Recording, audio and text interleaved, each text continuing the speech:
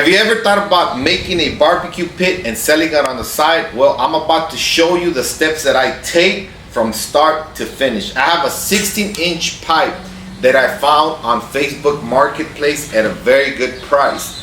So if your cost is low, the higher your profit margin.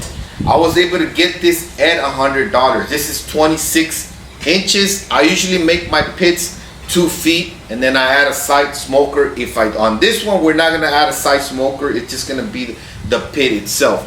So the very first thing before I start anything is I check the size, because usually they'll cut them and they're not going to be square. So the way you check that is by getting your square and just literally placing it on the side of the pipe, and you're gonna be checking to see if it's squared or not, right? So basically what you want to do is you want to put your square on the side of the pipe right there, right on the belly, and you're going to hit it, and you're going to see on the sides, if both of them are hitting, that means it's pretty square. In this case, it's just a little off right there, about maybe 1/8 of an inch. I don't know if you can see it. We'll try the top. You do it on the top as well, and you go to the bottom. You can see that it's got a slight, it's not too bad. So this one is pretty square. You could grind off a little bit and it should be good.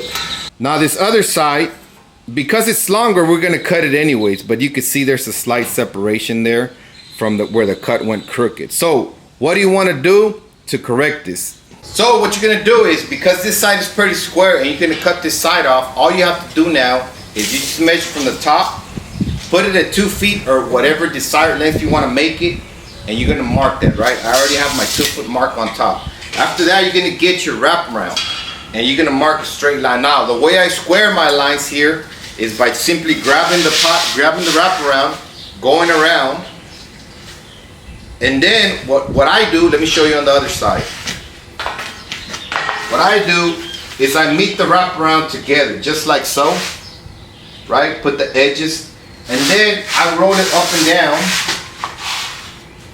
and I pull until I'm at my cut mark.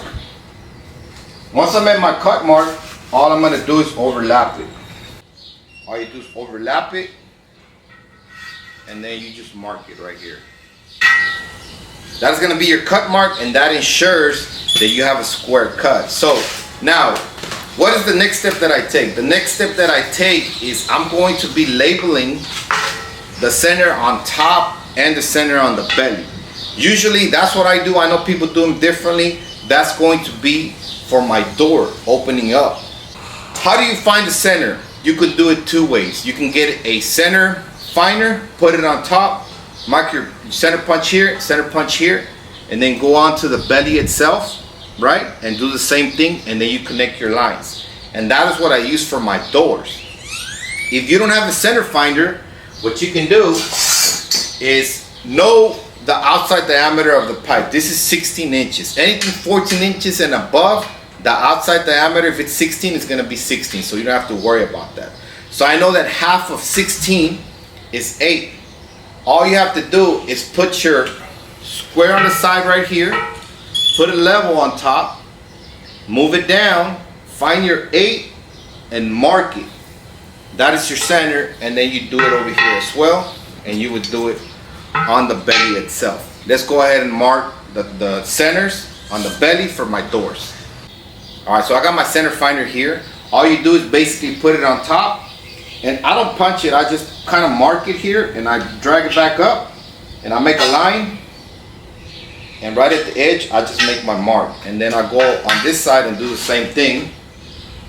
Get my bubbles lined up, make my line. Alright, so now you got to do the same thing on the belly, but you got to move your your center finder to 90 degrees, and all you're going to do is going to go move down. I find my center. Once it's level, I do the same thing, and you're marking it so you can cut it either with your torch, with your plasma, whatever it is that you have. So I got line on top, and we'll go for my line on over here. Doesn't matter, because the door that I'm going to be using is going to have a border on top of the cut. So I'm going to cut it, but it's going to have flat bar, so whenever you close it, it seals up the pit. Remember, this is trash right here, this is scrap. So I'm going to come down. I'm going to be using a I'm going to be using a 1 inch flat bar that I'm going to be using to cover the border. So what I'm going to do is I'm going to measure out 1 inch, and then if I put the flat bar half and half, that's going to leave me ½ inch right here. So I'll measure 1 inch to the cut mark, going down and going down on both sides, and that is going to be my cut line from my door.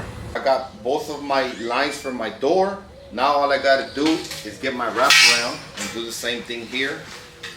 Squeeze it together and start rolling it until you get to your cut line, and then just mark it.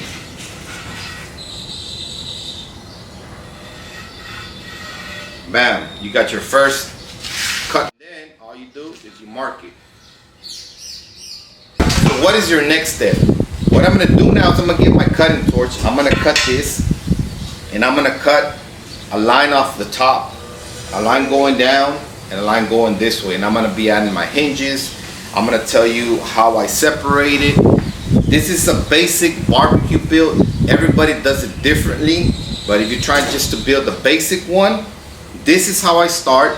Now I did miss a step in the beginning where I kind of have a basic layout. You kind of want to know how you want to set up your legs. In this case, I'm going to make very basic, easy legs, so that way you don't have to be dealing with what angle you need to cut the square tubing on the bottom. I'm going to make a basic build so that way you can speed through the process and maybe sell it on the side, keep it for your house, whatever it is that you want to do. Now, if this video helped you in any way, please hit the like button, share it, comment below, and thank you for watching.